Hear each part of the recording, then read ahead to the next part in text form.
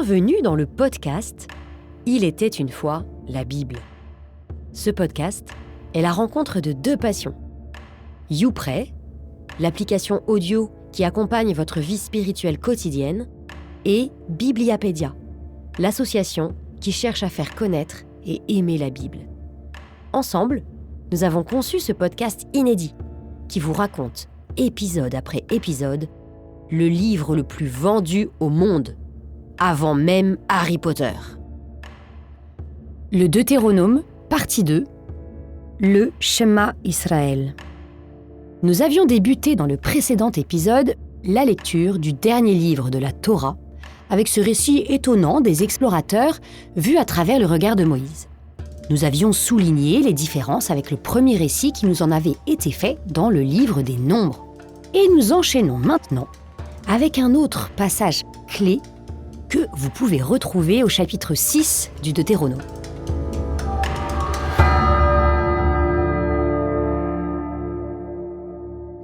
Ce passage est très très célèbre et surtout, en toute objectivité, très très beau.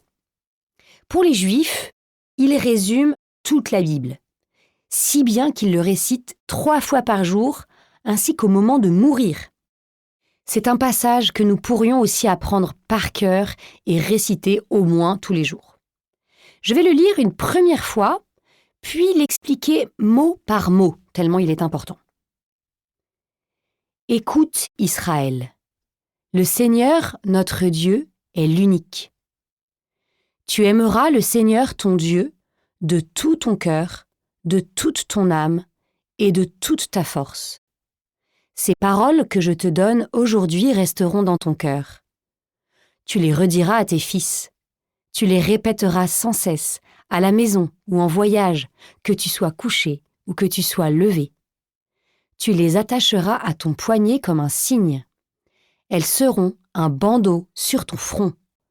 Tu les inscriras à l'entrée de ta maison et aux portes de ta ville.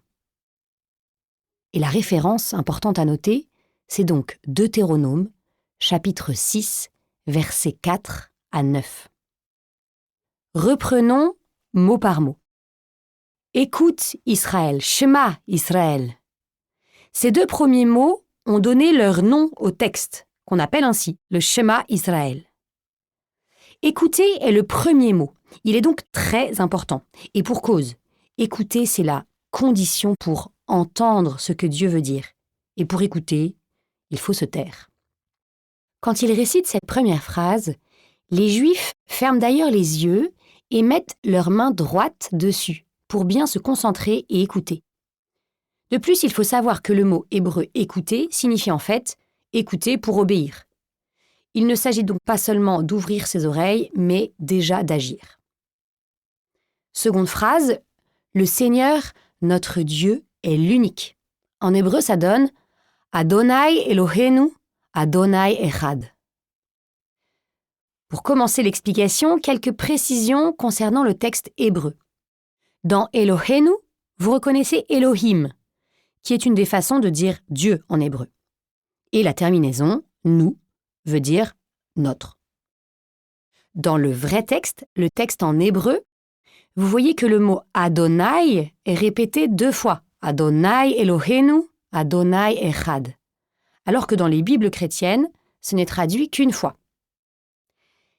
Vous vous souvenez qu'on ne prononce jamais le nom de Dieu, celui qui a été révélé au buisson ardent et qui se compose de 4 consonnes, autrement dit le tétragramme.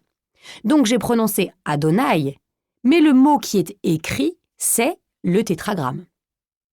Si on traduisait cette phrase en langage mathématique, cela donnerait le tétragramme égale Elohim égale unique. Alors, prenons d'abord la première partie. Le tétragramme égale Elohim. À quel genre de Dieu fait penser le mot Elohim ? Eh bien, c'est Dieu comme on l'imagine, même quand on ne croit pas en Dieu. Par exemple, quand on fait un raisonnement et que l'on dit d'où vient cette poule, elle vient d'un œuf, et d'où vient cet œuf d'une autre poule, et d'où vient la première poule, il doit forcément y avoir quelqu'un de très puissant qui a tout créé. Le Dieu que l'on définit de cette façon, c'est un peu le Dieu des philosophes qui est accessible à la raison naturelle. Dans la Bible, Elohim, c'est aussi Dieu quand il exerce la justice. Mais le mot en 4 lettres, le tétragramme, là c'est plutôt Dieu qui s'est révélé aux patriarches, puis à Moïse, puis au peuple d'Israël. C'est Dieu quand il pardonne, quand il fait miséricorde. Du coup, ce que cette phrase nous dit, tout d'abord, c'est qu'il n'y a pas plusieurs dieux. D'un côté, un Dieu créateur tout-puissant dont on aurait déduit l'existence très loin du monde, et de l'autre, un Dieu qui viendrait nous parler et nous sauver. Il n'y a pas un Dieu méchant qui fait justice et un autre Dieu gentil qui pardonne. C'est le même Dieu. Cela peut sembler contradictoire, nous dit le texte, mais c'est notre cerveau qui est trop petit pour comprendre cela. Sur Terre, nous voyons plus les différences que les ressemblances, mais en fait, tout vient du même Dieu. Ce que nous apprend cette phrase, c'est aussi la deuxième égalité mathématique. Dieu, avec ses deux noms, il est unique. Parfois, le mot Echad est traduit en français par un. Mais je trouve que unique, c'est beaucoup mieux. Pourquoi ? Parce que s'il y a le chiffre 1, c'est qu'il peut y avoir aussi le chiffre 2. Dieu serait alors le Dieu numéro 1. Non, Dieu est le seul Dieu. C'est cela le sens du texte. Et si on fait un lien avec le Nouveau Testament, les chrétiens reconnaissent que le Dieu de l'Ancien Testament est aussi celui qui est décrit dans le Nouveau Testament. Or, dans le Nouveau Testament, Jésus révèle que Dieu est Trinité. Alors, est-ce que c'est compatible avec ce qui est dit dans le Shema Israël ? La réponse est oui. Les chrétiens croient que Dieu, unique, est composé de 3 personnes, le Père, le Fils et le Saint-Esprit. On dit qu'il y a une seule nature, Dieu, en 3 personnes. Pour donner un exemple simple, dans un triangle, il y a 3 angles. Pourtant, il n'y a qu'un triangle. Il y a une petite phrase rigolote qui explique encore cela. Dieu est un. La question est de savoir comment. En effet, comment est-il un, c'est-à-dire unique ? Eh bien, en 3 personnes. Comment est construit le triangle ? Eh bien, en 3 angles. Mais attention, il n'existe pas d'autre triangle que celui-là. Il n'existe pas d'autre Dieu que Dieu. Répétons maintenant cette première phrase capitale en français et en hébreu. Écoute, Israël, le Seigneur notre Dieu est l'unique. Shema, Israël, Adonai Eloheinu, Adonai Echad. Découvrons maintenant la suite. Tu aimeras le Seigneur ton Dieu de tout ton cœur, de toute ton âme et de toute ta force. Alors, Jésus citera cette phrase pendant sa vie publique. Maintenant, vous savez qu'il ne l'a pas inventée. Donc, tu aimeras le Seigneur ton Dieu. Il faut se rendre compte que ce commandement d'amour est révolutionnaire. En effet, dans les religions païennes, il fallait craindre Dieu, pas l'aimer. Et de tout ton cœur. Si j'ai un conseil à vous donner, méfiez-vous du mot cœur dans la Bible. C'est un faux ami. Parce que signifie le mot cœur en français ? Au sens concret, c'est un muscle qui envoie du sang chargé d'oxygène dans tout le corps. Mais c'est le deuxième sens qui nous intéresse. En effet, on l'utilise pour symboliser les sentiments, les émotions. Pourquoi ? Tout simplement parce que quand on est amoureux ou qu'on a peur, le cœur se met à battre plus vite. D'autre part, le cerveau symbolise le lieu où on pense, où on prend les décisions. Mais la Bible utilise un autre symbole. Elle situe les sentiments dans les reins, alors que les décisions se prennent dans le cœur, justement. Donc revenons à la phrase qui nous intéresse. Tu aimeras le Seigneur, ton Dieu, de tout ton cœur. Elle signifie que nous devons aimer Dieu, non pas en lui écrivant des lettres d'amour ou en ayant envie de le voir à chaque instant, mais en décidant, avec tout ce que nous sommes, de le choisir comme notre Dieu.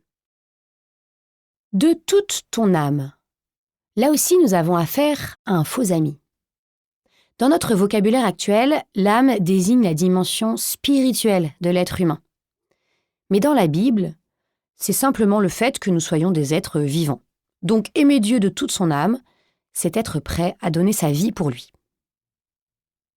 Et de toute ta force. Ici, pas de faux amis, mais une traduction un peu reformulée.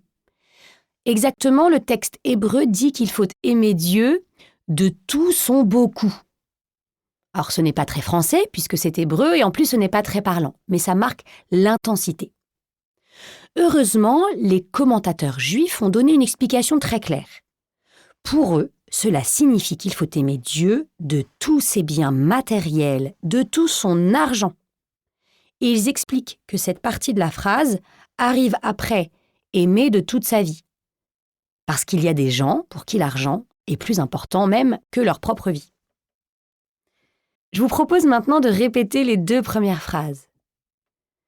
Écoute, Israël, le Seigneur notre Dieu est l'unique. Tu aimeras le Seigneur ton Dieu de tout ton cœur, de toute ton âme et de toute ta force. Voilà, tout est dit. Maintenant, il ne reste plus qu'à s'en souvenir et nous avons vu combien la Bible insiste là-dessus. C'est pourquoi la mémorisation de ces 2 phrases fait partie du commandement lui-même. En effet, écoutez la suite. Ces paroles que je te donne aujourd'hui resteront dans ton cœur. Tu les rediras à tes fils. Tu les répéteras sans cesse à la maison ou en voyage, que tu sois couché ou que tu sois levé. Et d'ailleurs, pour nous aider à mémoriser, Dieu donne 2 pense-bêtes. Voici le premier. Tu les attacheras à ton poignet comme un signe. Elles seront un bandeau sur ton front. Je trouve ça absolument magnifique. Dieu demande qu'on se fabrique comme des bracelets et des couronnes avec les paroles qu'il nous demande de retenir. Aussitôt dit, aussitôt fait. Aujourd'hui encore, à chaque fois qu'un juif récite le Shema Israël, il attache effectivement ces paroles sur son front en accrochant avec des lanières en cuir une petite boîte dans laquelle il a glissé le texte. Et une autre petite boîte est attachée à son poignet. Cela s'appelle en hébreu les téphilines. Et en français, on traduit ça par phylactère. Passons maintenant au 2e moyen mnémotechnique que Dieu nous propose. Tu les inscriras à l'entrée de ta maison et aux portes de ta ville. Et effectivement, si vous allez chez un ami juif, vous verrez collé sur le côté de la porte d'entrée de chaque maison et de chaque magasin un espèce de petit tube avec des caractères hébreux écrits dessus, qu'on appelle mezouza. Avant d'entrer dans la maison ou dans la boutique, on touche la mezouza de la main et on embrasse ensuite ses doigts en signe de respect et pour se souvenir de la parole de Dieu. Ces 2 moyens concrets pour aider à se souvenir de la parole de Dieu dans la vie quotidienne sont très beaux. Aujourd'hui encore, on pourrait imaginer d'autres astuces pour se rappeler les paroles importantes de la Bible. Un verset écrit sur la porte de notre chambre, sur la table de nuit. Un verset écrit dans l'agenda pour chaque jour de la semaine. Personnellement, je mets des versets sur des petits papiers entre mon téléphone et ma coque de protection que j'ai volontairement choisie transparente. Et si vous avez d'autres idées à nous partager, n'hésitez pas. Pour terminer, répétons ensemble une dernière fois le Shema Israël, ce passage tellement important de la Bible. Écoute Israël, le Seigneur notre Dieu est l'unique. Shema Israël, Adonai Eloheinu, Adonai Echad. Tu aimeras le Seigneur ton Dieu de tout ton cœur, de toute ton âme et de toute ta force. Ces paroles que je te donne aujourd'hui resteront dans ton cœur.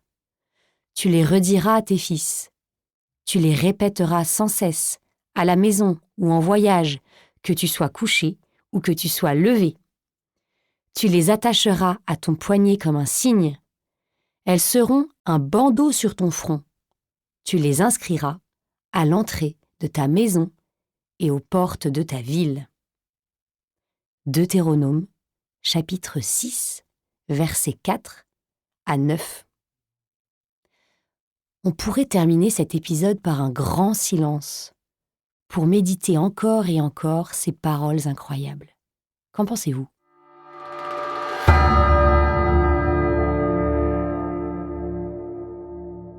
Un grand merci d'avoir écouté cet épisode jusqu'au bout. S'il vous a plu, n'hésitez pas à partager ce contenu et à vous abonner. Et je vous donne rendez-vous la semaine prochaine pour un nouvel épisode d'Il était une fois la Bible.